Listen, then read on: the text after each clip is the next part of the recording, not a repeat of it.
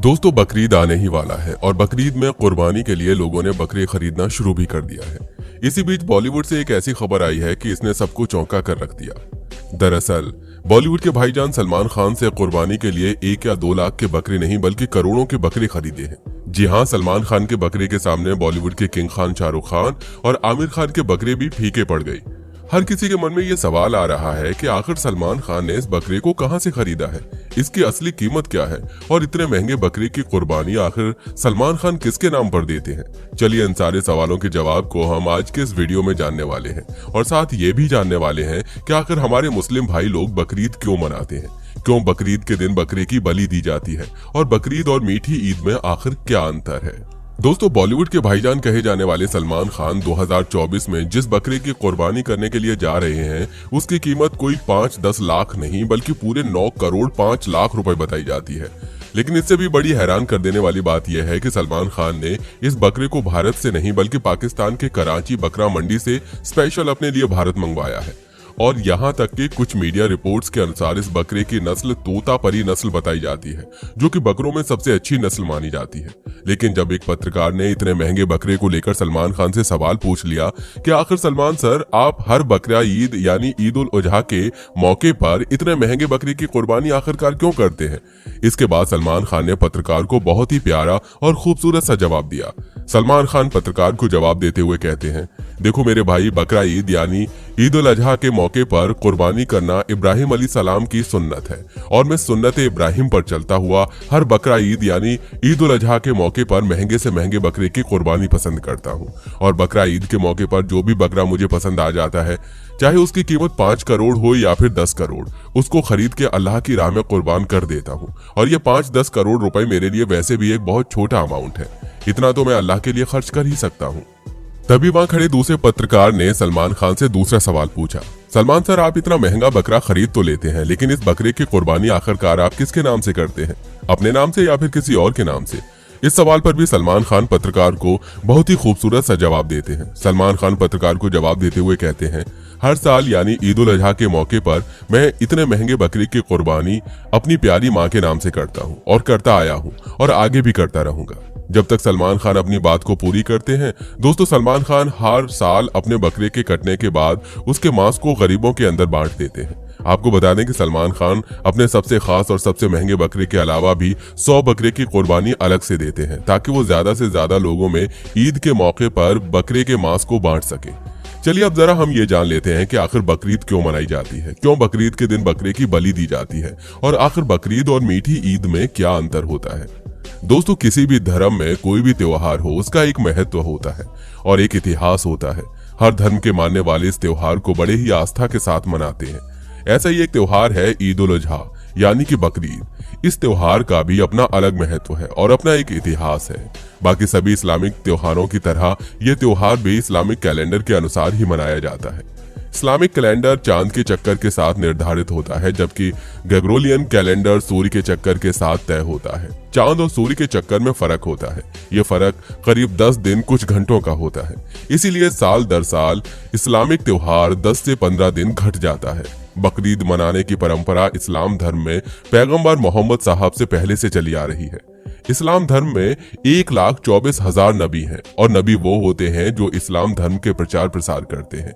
इस्लाम धर्म के सबसे आखिरी नबी हजरत मोहम्मद साहब हैं। उनसे पहले 1,23,999 नबी इस दुनिया में आ चुके थे। इन्हीं में से एक नबी हजरत इब्राहिम साहब थे, जिनके बेटे हजरत इस्माइल भी नबी थे। इन्हीं दोनों ने मिलकर मुसलमानों का सबसे पवित्र स्थल काबा का निर्माण किया था।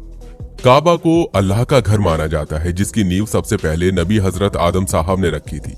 कहा जाता है कि हजरत इब्राहिम के जमाने तक मक्का शहर में आबादी नहीं हुआ करती थी।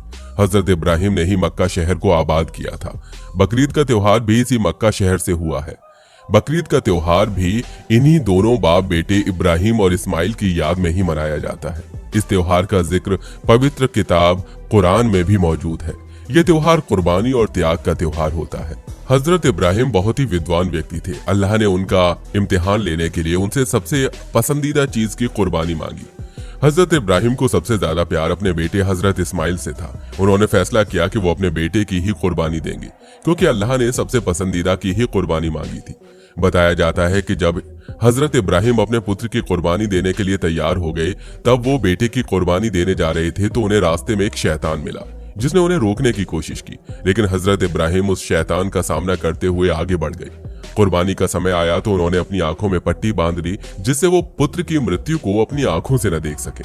ऐसा कहा जाता है कि जैसे ही हजरत इब्राहिम ने अपनी आंखों पर से पट्टी बांधकर अपने बेटे की गर्दन पर वार किया, वैसे ही उनके बेटे की जगह एक भेड़ के चिल्लाने की आवाज आई।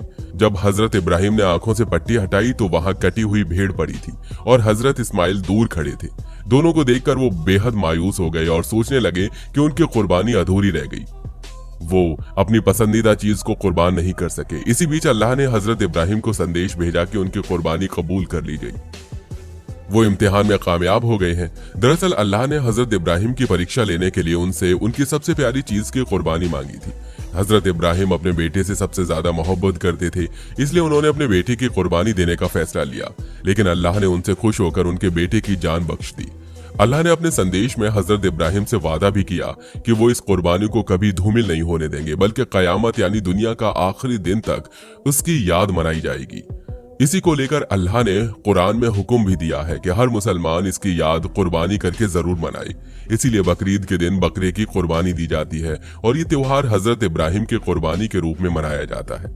इस्लाम धर्म में मुख्यतः दो ईद हैं, ईद उल फितर और ईद उल जुहा। इसमें से एक को मीठी ईद यानी कि ईद कहते हैं और दूसरे को बकरीद के नाम से जाना जाता है। असल नाम ईद उल फितर व ईद उल जुहा ही है, लेकिन भारत, पाकिस्तान व बांग्लादेश जैसे हिंदी और उर्दू भाषी देशों में इसे आसानी से समझ लेने के कारण ईद और बकरीद के नाम से जाना जाता है।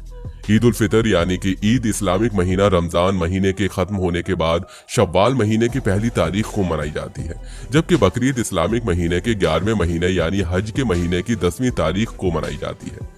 इसीलिए बकरीद का दिन 9 दिन पहले ही मालूम चल जाता है। इसी महीने मुसलमानों का सबसे प्रमुख कार्य हज भी होता है। बकरीद के दिन सभी मुसलमान नए कपड़े पहनकर सबसे पहले नमाज के लिए जाते हैं। इस दिन सामूहिक नमाज ईदगाह में होती है और नमाज भी ईद के जैसे ही होती है। इसके बाद कुर्बानी दी जाती है। हालांकि कुछ लोग कुर्बानी करने के बाद ही नमाज पढ़ने के लिए जाते हैं।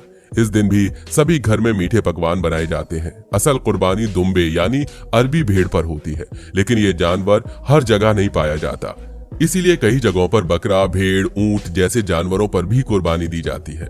कुर्बानी का जानवर खरीदते 2 शर्तें हैं और कुर्बानी करने के भी नियम है, जिसमें जानवर की उम्र, उसकी तबीयत वगैरह देखने का भी हुक्म है। बीमार या विकलांग जानवर की कुर्बानी करना मना होता है। जानवर की कुर्बानी करने के बाद उसके मांस के 3 हिस्से करने होते हैं। एक हिस्सा गरीब और जरूरतमंदों को देना जरूरी है, जबकि दूसरा हिस्सा पड़ोसी और रिश्तेदारों के लिए होता है। तीसरा हिस्सा यानी 1/3 हिस्सा ही खुद के लिए रखा जाता है। तो दोस्तों, आज के लिए बस इतना ही। आपको ये जानकारी कैसी लगी हमें कमेंट में जरूर बताइएगा। और हाँ, वीडियो अगर पसंद आई हो तो वीडियो को लाइक करिए, साथ ही अपने दोस्तों के साथ शेयर करिए। और अगर आप हमारे चैनल पर नए हैं तो नीचे दिए गए लाल बटन को दबाकर चैनल को सब्सक्राइब जरूर कर लीजिए।